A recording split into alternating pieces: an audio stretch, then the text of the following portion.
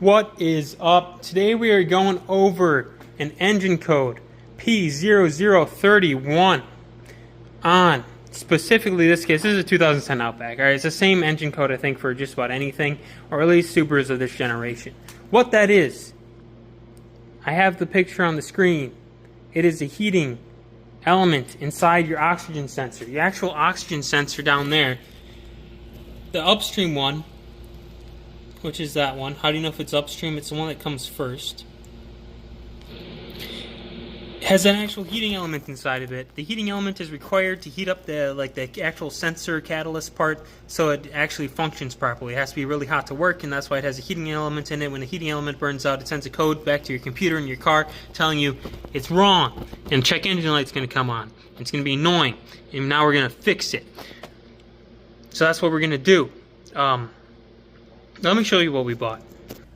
Alright, guys, people watch my videos. The videos help the people, and then the people don't subscribe. You have to consider the subscription because it helps me in return. This is what we bought. I bought this off eBay for like $100. Now, if you actually buy why are we zoomed in? There we go. If you actually buy the OEM ones,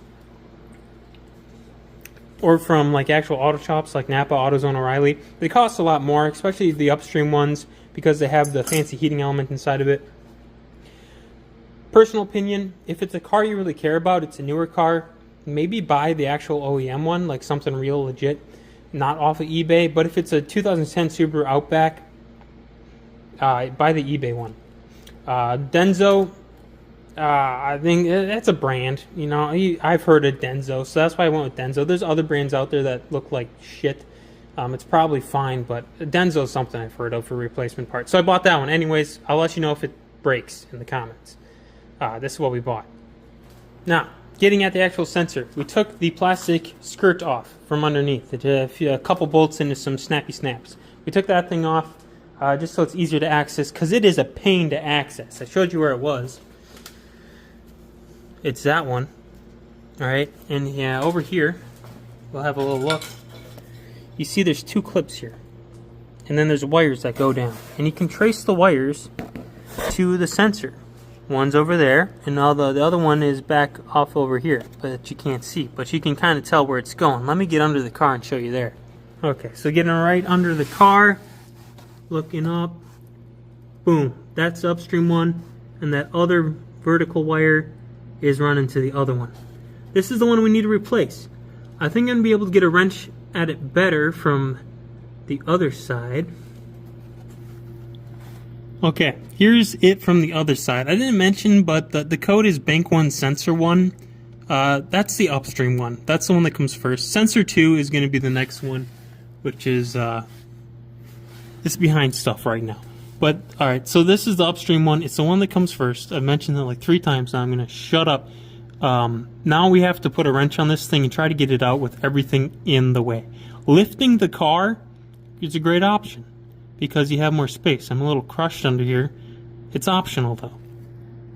Let me put a wrench on this thing. Oh, dude, you got to hit this thing with penetrating oil, too. Hit it with penetrating oil while your exhaust pipes are still a little warm. Let that seep in there.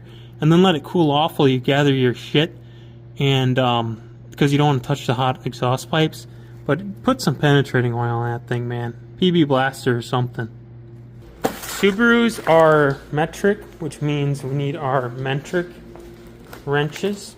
That's the blue one. Metric wrenches are blue because it's the way it is. Hopefully it's a 19, otherwise we're going to go digging for some other wrenches, maybe a crescent. Alright, pro tip for you guys, you can actually get to it from the top. There's where it is. You can stick your arm in here, like so, and then you can get the wrench on it.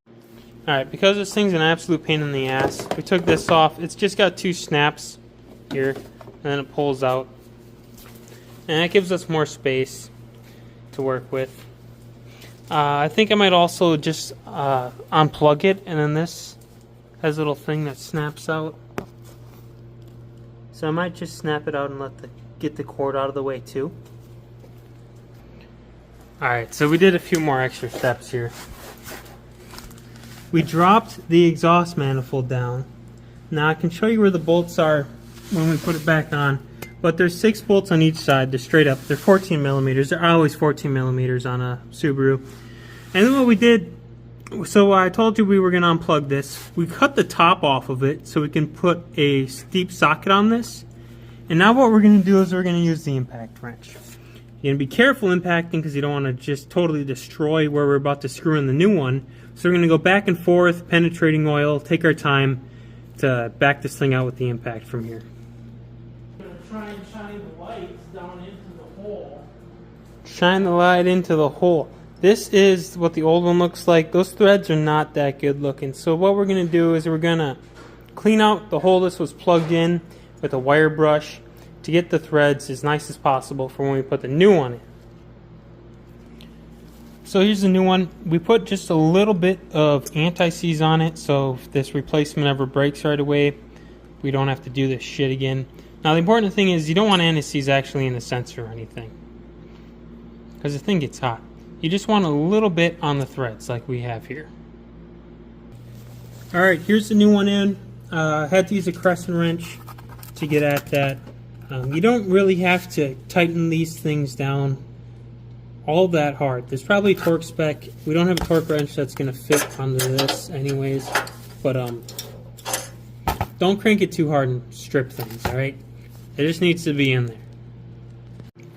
So I just wanted to show you where those exhaust manifold bolts were in case you want to drop them off. There's 6 of them. There's 2 here. When you go on the other side, you'll see another one. So there's 6 total on this side, and then on the other side there's another one of these pipes. There's the one, and then the 2 are on the other side. So there's 6 total. I recommend impacting those. And then just don't drop the thing on your face. And make sure you disconnect the other wire so it doesn't have to dangle from that. So now we're just going to pull up the wires that we dropped down. This one was for the downstream, and then the upstream one was right here. Remember where you plug them both in. They do have different plugs, so you really can't mess that up. Just don't try jamming it in the wrong one. This one, the old one still has this little snap to hold it out of the way in here. The new one does not have one of those, so we're probably just going to try to zip tie it in there. Here's everything all put back together.